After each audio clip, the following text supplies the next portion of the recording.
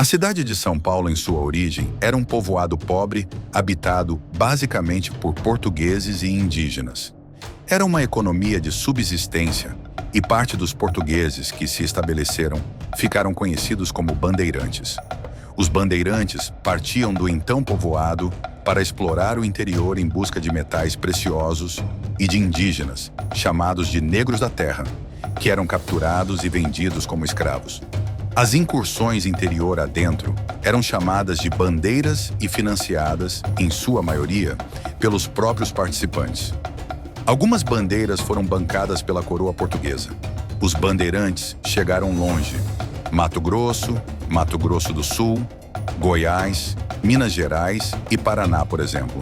Os bandeirantes são hoje nome de ruas, avenidas e rodovias, como Fernão Dias, Raposo Tavares e outros. Tidos por muito tempo como heróis, eles são vistos pelos movimentos negro, indígena e por parte da intelectualidade como violentos e escravagistas, cujas ações contribuíram para o extermínio de populações originárias. Crônicas do século XVII sugerem que centenas de milhares de indígenas foram capturados pelas bandeiras e vendidos como escravos, não apenas em São Paulo, mas também no Rio de Janeiro, Bahia e Pernambuco. Nessa época que se constituiu a colonização, né, na verdade que foi a invasão dessa região, representou uma mudança no modo de vida de vários povos.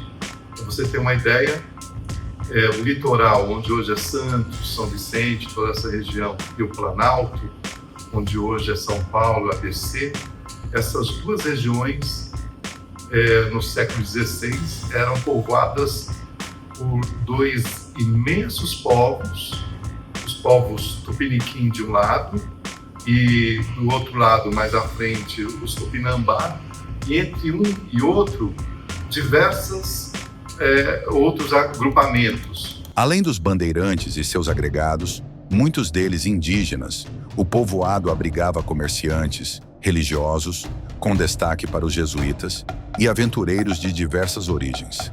A região que a gente conhece como São Paulo hoje tinha dois núcleos importantes. O núcleo de Santo André, que era um núcleo que se tentou oficializar inicialmente como vila, ou que seria município hoje, mas Santo André foi um núcleo militar, foi um núcleo onde se assentava ali os caçadores de povos indígenas. E São Paulo era o núcleo onde se assentou a chamada catequização, inicialmente.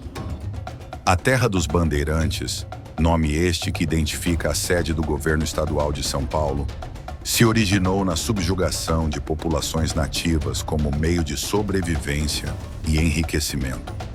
O que viria a ser a grande metrópole paulistana nasce e se desenvolve ancorada na violência.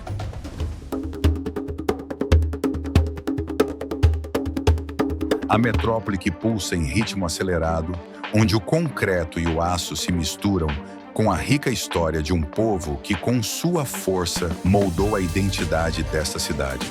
Uma história que muitas vezes foi silenciada, mas que resiste em cada rua, em cada esquina, em cada memória.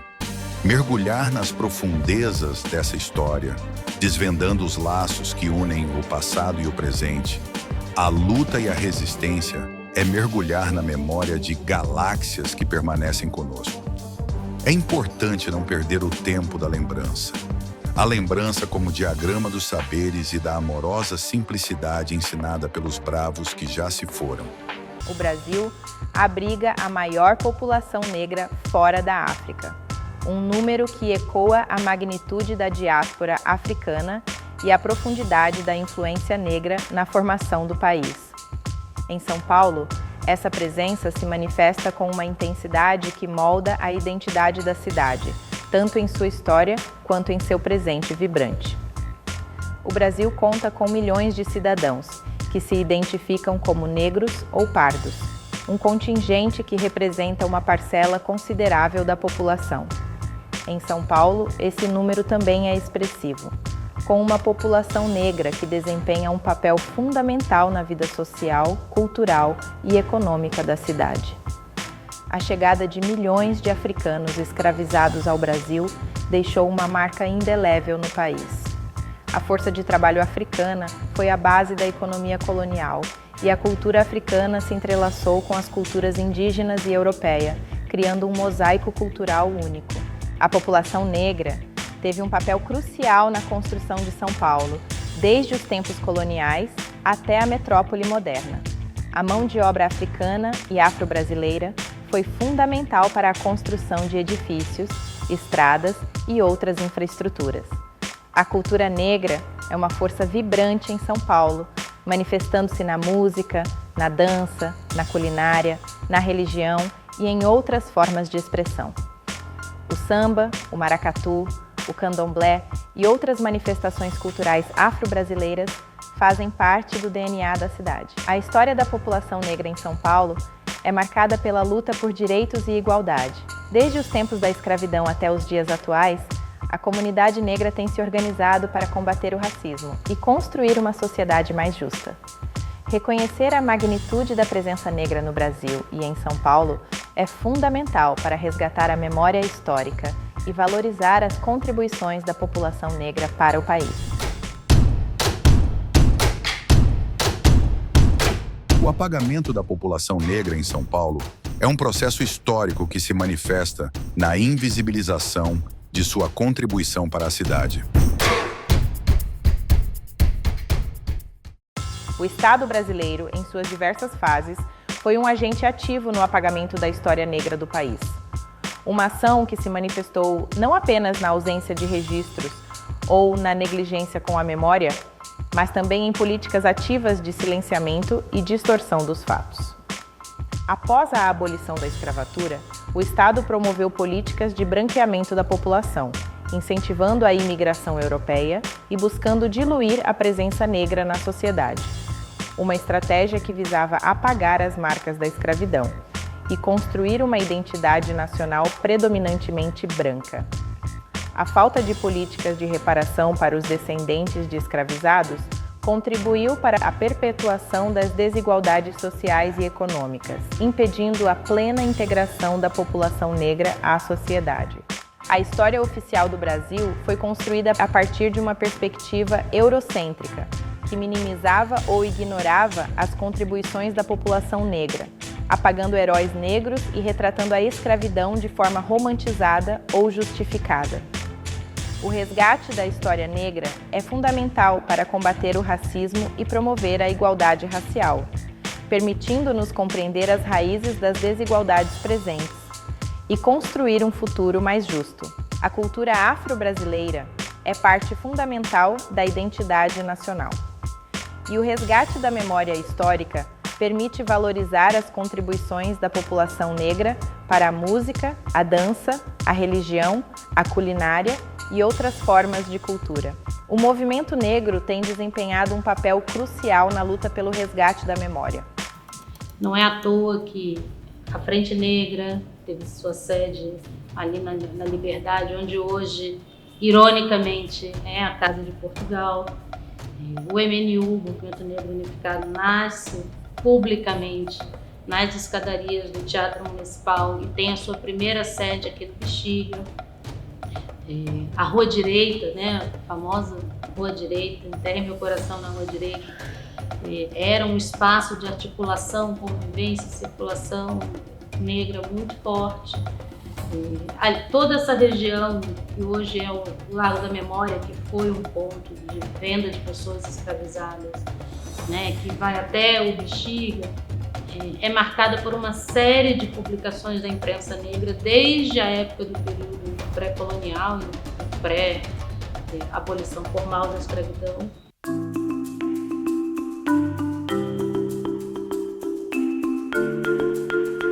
A história oficial negligencia o papel fundamental da população negra na construção da metrópole, desde o trabalho escravizado até a formação da cultura paulistana. Eu considero que a preservação da memória ela é a preservação da existência nossa. No dia que a gente abandonar a memória, nós deixaremos de existir enquanto uma presença mais específica nessa cidade, né? E mesmo quando a gente conseguir ser maioria política, já somos maioria populacional, maioria política, essa memória ela não vai poder morrer, né? Quando morre a memória, morre o povo. São Paulo, ele foi construído com mãos negras. Sempre teve preto aqui. E a mão de obra era preta. O trabalho era preto. Os edifícios históricos aqui dessa cidade foi construído com mão preta. Bexiga, Quilombo Saracura. Onde hoje está a Praça 14 Bis, Bexiga, formou-se há mais de 150 anos o Quilombo Saracura, cuja denominação está relacionada ao córrego do mesmo nome, hoje canalizado. Foi nas margens desse córrego que negros escravizados, que fugiam das fazendas e das feiras, se estabeleceram. Com o tempo, os chamados escravizados de ganho, homens e mulheres que realizavam diversas atividades nas ruas e repassavam parte dos ganhos para seus, entre aspas, proprietários, também passaram a se refugiar. O nome do córrego é de origem indígena e provém da grande presença da ave saracura em suas margens. Apesar de presente nas tradições orais e outros relatos, o Quilombo Saracura ganha notoriedade a partir da descoberta de um sítio arqueológico durante as escavações da linha 6 Laranja do metrô. Louças, talheres, garrafas e outros objetos encontrados datam do final do século XIX e começo do século XX. Esses materiais foram registrados no Instituto do Patrimônio Histórico e Artístico Nacional, IPHAN, como peças de alta relevância. A descoberta do sítio arqueológico fez surgir o movimento Mobiliza Saracura Vai Vai, formado por moradores do bairro, coletivos do movimento negro, sambistas, pesquisadores e outros ativistas. Eles reivindicam um projeto de preservação do sítio que inclua a construção de um memorial. O Quilombo Saracura é a origem do bairro do Bexiga e por decorrência de uma das mais tradicionais escolas de samba da cidade, a Vai Vai. No século XX, a presença negra no bairro foi, pouco a pouco, desconfigurada. A localidade se urbanizou e boa parte dos negros que ali habitavam migraram para regiões mais distantes, característico da exclusão urbanística, que até hoje afasta para áreas mais longínquas as populações de menor renda. Eu sou paulistano, sou filho de paulistana, neto de paulistana, bisneto de paulistana, e a mãe da minha bisavó, ela foi lavadeira, né? E dona de um pequeno pensionato aqui na rua Maria Antônia, onde hoje está a USP, né? Então ali era um espaço onde tinha cortiços, essas coisas todas, que é onde os negros, as negras praticamente viviam, né? E com a expulsão dos negros aqui do centro da Bela Vista, né? Meu avô também aqui da região da Bela Vista, minha família toda vai para a região da Vila Maria, do outro lado do rio. A segregação espacial nos bairros periféricos e a falta de acesso a serviços básicos também contribuem para essa exclusão. O Bexiga também foi marcado no século XX pela vinda de imigrantes italianos, o que fez com que se tornasse, ao lado do Brás, da Moca e outros locais, símbolo da tradição europeia da Itália. Contudo, a presença negra resiste. O reconhecimento do Quilombo Saracura é fundamental para preservar a história negra da cidade. Apesar da presença italiana ser parte legítima dessa mesma história, o Bexiga, enquanto bairro, se originou a partir dos negros que ali se estabeleceram. O Bexiga nasce do Quilombo Saracura. A presença negra na região central de São Paulo, ela é parte da história da Constituição desse país, embora o poder público, o Estado, tenha sempre tentado apagar, né? Os governos historicamente bandeirantes de São Paulo tenham sempre tentado apagar. Entre o final do século XIX e começo do século XX, no cruzamento das ruas do Lava Pés, Glicério, Sinimbu e da Glória, eram realizadas cerimônias religiosas de matriz africana. Além de ponto de encontro de sambistas, nesta encruzilhada se realizavam as rodas de tiririca, algo semelhante à capoeira. É dessa tradição africana que surge a primeira escola de samba da cidade, a Lava Pés, fundada por Deolinda Madre, mais conhecida como Madrinha Eunice. Recentemente, Madrinha Eunice foi homenageada pela Secretaria Municipal de Cultura com uma estátua localizada na Praça Liberdade, África, Japão. Barra Funda, Largo da Banana.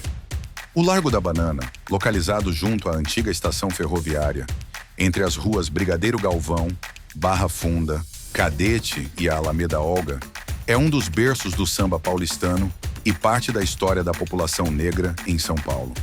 A Barra Funda, assim como o Bexiga e o Glicério, foi o destino de muitos negros que deixaram as fazendas do interior com o fim oficial da escravidão. Viviam em moradias precárias como cortiços, cômodos ou porões de casas. Muitos passaram a trabalhar em serviços ligados à ferrovia, em empregos domésticos, nos casarões de elite, em bairros próximos como Campos Elíseos e também em pequenos estabelecimentos comerciais. Outra atividade, muitas vezes como complemento de renda, era a comercialização de frutas, especialmente bananas, nas proximidades da estação do trem. Essa é a origem do nome do largo. Com o tempo, o largo, provavelmente após o expediente dos trabalhos ligados à ferrovia, se transformava em palco do jogo da tiririca e de batucadas. Ao resgatar e valorizar essa memória, estamos combatendo a política de apagamento histórico e reconhecendo a importância da cultura negra na formação da identidade paulistana. A memória nos permite conhecer as histórias de resistência e luta daqueles que vieram antes de nós, como Chaguinhas, um símbolo de todos os que perderam suas vidas na antiga forca. A descoberta do sítio arqueológico do Cemitério dos Aflitos e a construção do Memorial dos Aflitos são marcos importantes nesse processo de resgate da memória. Esses espaços nos convidam a refletir sobre o passado e a construir um futuro onde a igualdade e o respeito sejam a base da nossa sociedade. Liberdade. A origem do bairro da Liberdade remonta a 1615, com a instalação da forca. Ou seja, nasce como local de execução e morte. Em 1775, foi implantando na extensão da forca o primeiro cemitério público da cidade, destinado basicamente para indígenas, negros e criminosos. Na época, São Paulo tinha aproximadamente 8.500 habitantes, e os sepultamentos dependiam muito da classe social. Homens e mulheres das elites eram enterrados no interior das igrejas. Já os mais pobres eram sepultados em espaços abertos, pequenos cemitérios, ou ao lado das igrejas, que recebiam o nome de adros. Com o tempo, os espaços para sepultamentos, principalmente para escravizados e condenados, tornaram-se insuficientes. Assim, foi construído o primeiro cemitério público da cidade, o Cemitério dos Aflitos, um espaço a céu aberto, próximo à Praça da Forca. Em 1779, foi erguida, dentro do cemitério, a Capela dos Aflitos, local onde os condenados à forca faziam suas últimas preces. A capela se transformou em símbolo da memória negra da cidade, particularmente após a execução de Francisco José das Chagas, o Chaguinhas. O Cemitério dos Aflitos foi desativado em 1858, devido à construção do Cemitério da Consolação, e com o tempo foi abandonado e esquecido. A urbanização avançou e parte do bairro foi erguida sobre o antigo cemitério, sem respeito pelos sepultados. Em 2018, a descoberta de ossadas trouxe a história à tona, revelando o descaso das elites e do poder público com escravizados e condenados. O bairro da Liberdade, hoje um vibrante centro de cultura asiática em São Paulo, guarda em suas ruas e construções uma história que remonta aos tempos da escravidão. Contrariando a imagem predominante de um bairro oriental, a Liberdade foi, em sua origem, um local de forte presença negra, um palco de resistência e luta por direitos. A história da Liberdade se entrelaça com histórias da escravidão no Brasil. No século XIX, o bairro abrigava o Cemitério dos Aflitos, local de sepultamento de escravizados e pessoas marginalizadas. A antiga forca, onde muitos negros foram executados, também se localizava na região. Após a abolição da escravidão, a Liberdade se tornou um ponto de encontro para a população negra, que buscava construir uma nova vida na cidade. O bairro abrigou diversas associações e entidades de luta antirracista, como a sede da Frente Negra Brasileira, um marco na história do movimento negro do Brasil. A presença negra na Liberdade foi fundamental para a formação da identidade do bairro. A cultura afro-brasileira se manifestava nas ruas, nos terreiros de candomblé, nos clubes sociais e nas festas populares. A música, a dança, a culinária e a religião afro-brasileira deixaram suas marcas na história do bairro. A imigração japonesa, que começou no início do século XX, transformou a paisagem da Liberdade. Os imigrantes japoneses trouxeram consigo sua cultura e tradições, que se mesclaram com a cultura afro-brasileira, criando um espaço único e multicultural. Quando eu promovo um tour, uma caminhada negra, para as pessoas conhecerem a história negra do centro de São Paulo, eu estou movimentando toda essa cadeia de consumo, às vezes em lugares que nem as pessoas tinham conhecimento que ali tinha uma história negra a ser conhecida, a ser consumida, enfim. A maior parte das pessoas negras, até da cidade mesmo, não tem ciência que o bairro da Liberdade se chama Liberdade devido a uma história negra. E São Paulo, quando a gente está falando até em turismo interno da cidade, São Paulo tem um potencial enorme, porque São Paulo é a segunda cidade do mundo em números de pessoas negras que habitam na cidade. No coração da Liberdade, em São Paulo, um projeto ambicioso se desenha: o Memorial dos Aflitos. Esse espaço de memória será dedicado à população negra e indígena, que foram sistematicamente excluídas da história oficial da cidade, mas surge como um farol de reparação histórica. Localizado no sítio arqueológico Cemitério dos Aflitos, ao lado da Capela de Nossa Senhora dos Aflitos, o memorial ocupará um terreno estreito e longo, vestígio do loteamento do antigo cemitério. Esse local, carregado de história e simbolismo, será transformado em um espaço de reflexão e contemplação, onde o patrimônio será preservado e integrado à cidade. O projeto do Memorial dos Aflitos prevê um percurso contínuo que conecta o Beco dos Aflitos, o Adro da Capela e a Rua Galvão Bueno, criando um fluxo que convida à imersão na história. 2 pequenas praças de acesso acolherão os visitantes, convidando-os a iniciar a jornada. O memorial será enriquecido por intervenções artísticas, como o desenho do piso e um mural na fachada da Rua Galvão Bueno, que dialogarão com a história do local e com a memória dos povos homenageados. O Memorial dos Aflitos não será apenas um monumento, mas um espaço vivo, onde a história será contada e recontada, onde a memória será preservada e celebrada e onde o compromisso com o futuro mais justo e igualitário será renovado. Você vir para um tour, para uma experiência turística no centro de São Paulo, para essas pessoas negras, é uma viagem. Fora que ocupa um espaço que hoje as secretarias, o governo, enfim, vive querendo fazer movimentos para que o centro de São Paulo seja ocupado.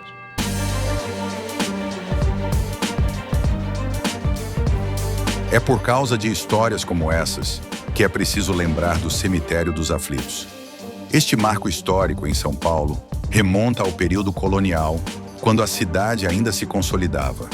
Criado em 1775, foi o primeiro cemitério público da cidade, destinado a sepultar pessoas pobres, escravizados e condenados à morte. Localizado no atual bairro da Liberdade, suas terras foram palco de inúmeras execuções, incluindo a de Francisco José das Chagas, o Chaguinhas, um líder militar negro que lutou por justiça social.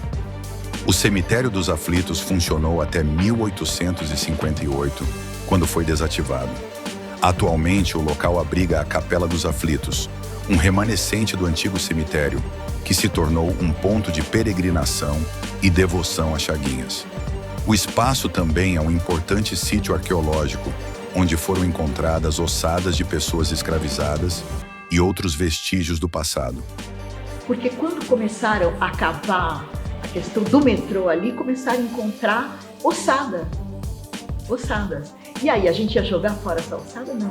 Essa ossada era de negros que estavam já foros, que já estavam livres, né? Mas foram mortos. Muitos foram, além do Chaguinha, muitos outros foram mortos. Então, eles enterravam ali. Não tinha um cemitério para negros. A repercussão da descoberta das ossadas desencadeou uma forte pressão dos movimentos negros e indígenas, acarretando um intenso debate na sociedade, além de despertar a atuação de vereadores compromissados com a preservação da memória afrodescendente. Em 28 de janeiro de 2019, o então prefeito Bruno Covas sancionou a Lei 17.310, que dispõe sobre a criação do Memorial dos Aflitos, destinado à preservação de acervo arqueológico e memória da população negra que viveu nesta região durante o período da escravidão. Fruto do projeto de lei número 653, do então vereador Reis, a Lei 17.310 é um marco na história da preservação da cultura e da memória da população negra escravizada.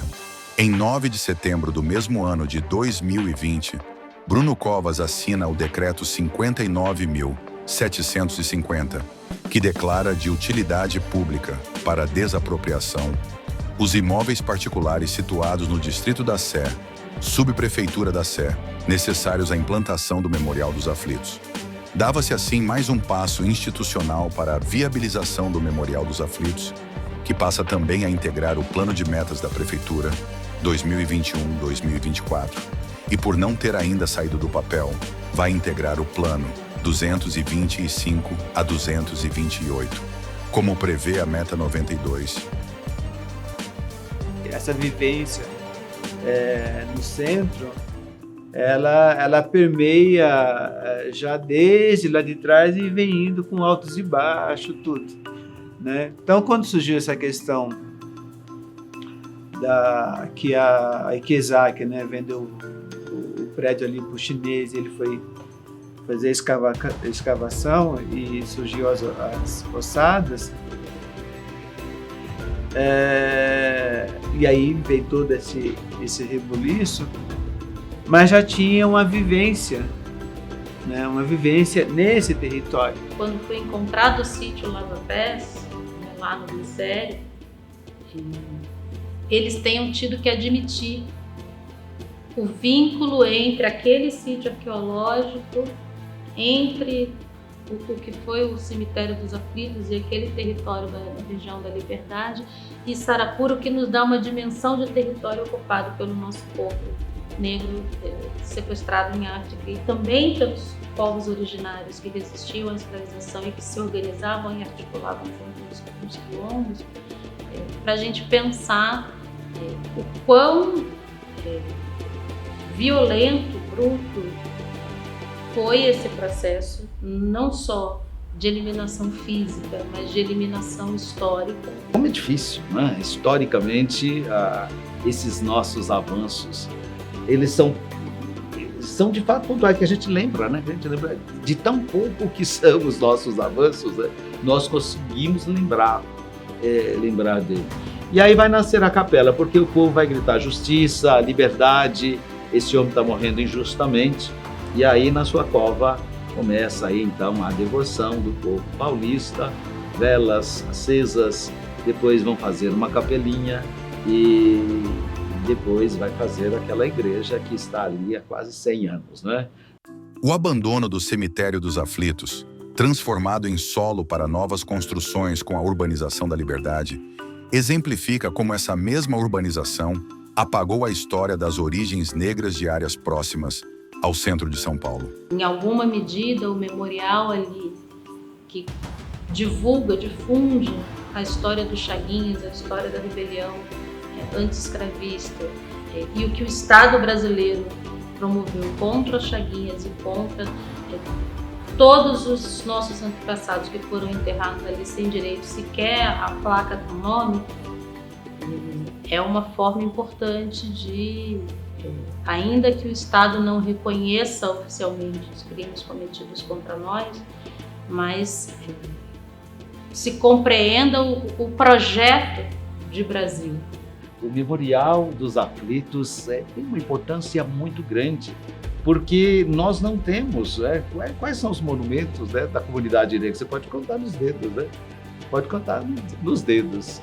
Então, nós precisamos eu costumo até dizer que as 9 ossadas que foram encontradas ali onde será feito o memorial, acredito que é um grito daqueles e daquelas que não teve condições de gritar, de fazer a sua história, Então, acredito que nós, negros e negras, não vou dizer só nós padres, mas acho que todos nós, negros e negras, temos o dever de fazer com que a memória desses irmãos e irmãs sejam devotadas, sejam de fato colocadas no primeiro plano da cidade de São Paulo. Com a descoberta das ossadas e a consequente criação da Lei do Memorial dos Aflitos, outra lei foi elaborada. De autoria dos então vereadores Reis e Luana Alves, esta nova lei foi sancionada pelo prefeito Ricardo Nunes em 31 de maio de 2023. Trata-se da Lei 17.954, de 31 de maio de 2023, que altera a denominação da Praça da Liberdade para Praça da Liberdade África-Japão. Uma correção histórica que joga luz e contribui para a preservação da cultura negra na cidade. Sem desmerecer a importância da presença oriental no bairro da Liberdade, há, contudo, que se fazer justiça, pois muito antes da imigração japonesa e de outros povos do Leste-Oriente, o bairro já existia e carrega na sua origem o DNA africano. Só lembrando, que foi lá em 2018, que é por conta, que foi meio que sem querer, por conta de uma reforma, do prédio ali do lado ali da igreja, da capela, dos Aflitos, acabou se descobrindo essas ossadas. E aí, por isso, então as ossadas emergiram, Foram 9 ossadas e emergiram e acabam dando até mesmo acaba dando uma, não veracidade, mas agora esqueci o nome da palavra, mas uma validade, uma validação, para aquilo que, por exemplo, na história do Chaguinhas, que ficava mais como, é uma lenda, Foi mais de 200 anos dele, um homem negro, militar negro, que por conta de lutar para melhores salários, isso lá em 1821, ele acabou sendo condenado à morte e aí ele, na condenação da morte, todo aquele ritual do enforcamento, a corda arrebentou-se por 3 vezes.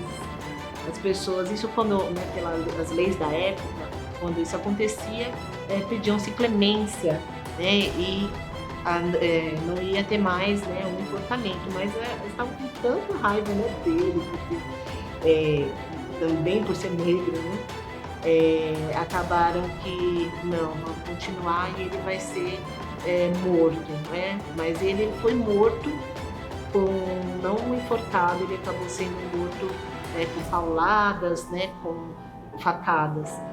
Ele era do batalhão de caçadores, que era uma categoria do exército que tinha naquele momento, e havia ali um embate já de um espírito republicano, liberal, incomodado com a centralização de poder representada pela monarquia, e havia ao mesmo tempo esse espírito de liberdade que começava a contaminar o imaginário, começava a se espalhar pelo mundo.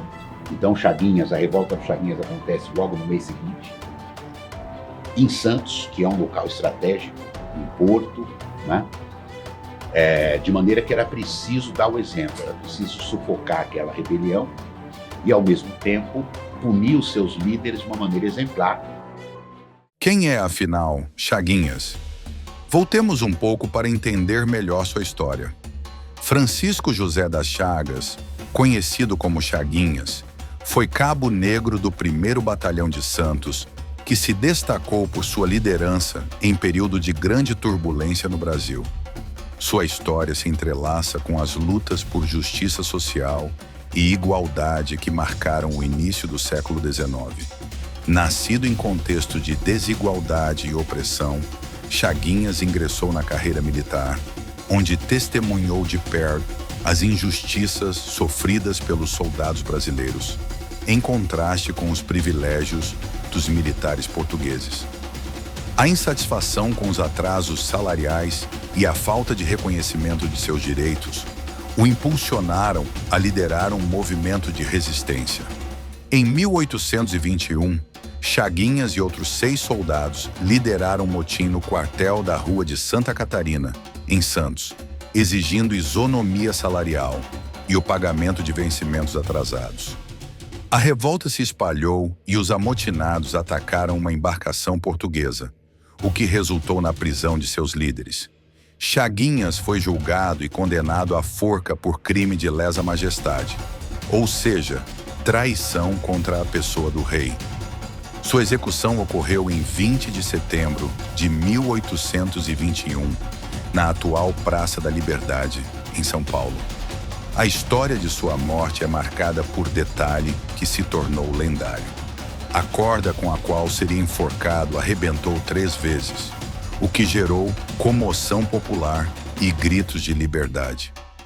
Apesar da comoção, Chaguinhas não foi perdoado e acabou sendo morto a pauladas.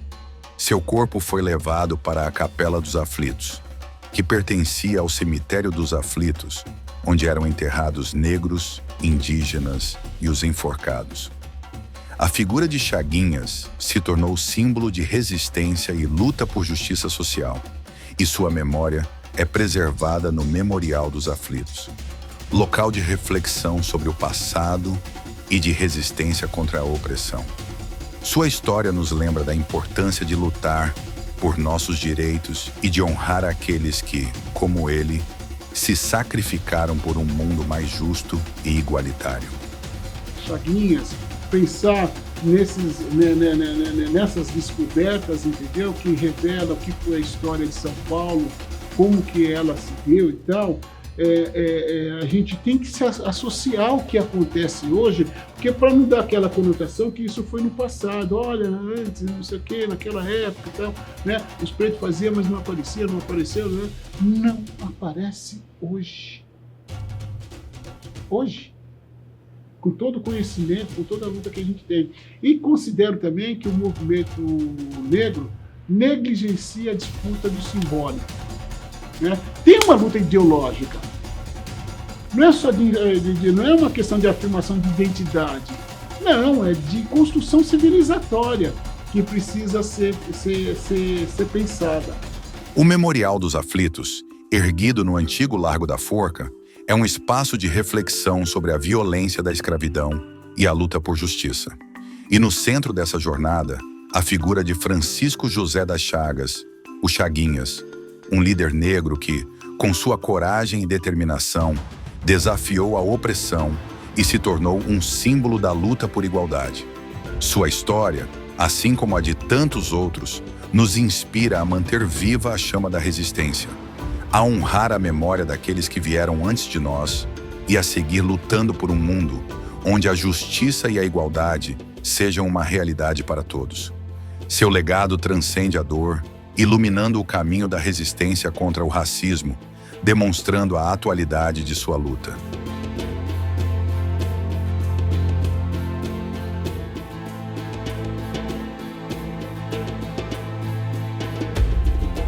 Essa história, que agora se revela em toda a sua complexidade, traz consigo a marca indelével das lutas travadas pelo povo negro desde os tempos da escravidão até os dias atuais. Cada rua, cada pedra, cada vestígio arqueológico é um testemunho da resistência e da força de uma comunidade que se recusou a ser silenciada. Mas essa história também serve como uma denúncia das atrocidades cometidas pelos poderosos contra a população negra e contra todos aqueles que ousaram desafiá-los. As feridas do passado, como as encontradas no Cemitério dos Aflitos, são um lembrete doloroso da violência e da injustiça que marcaram a trajetória do povo negro no Brasil. A luta por justiça social, liberdade e emancipação continua, inspirada pelos exemplos de coragem e determinação daqueles que vieram antes de nós. A história da população negra em São Paulo é uma história de resistência, de luta e de esperança. É uma história que precisa ser contada, ouvida e valorizada, para que possamos construir um futuro onde a igualdade e o respeito sejam a base da nossa sociedade.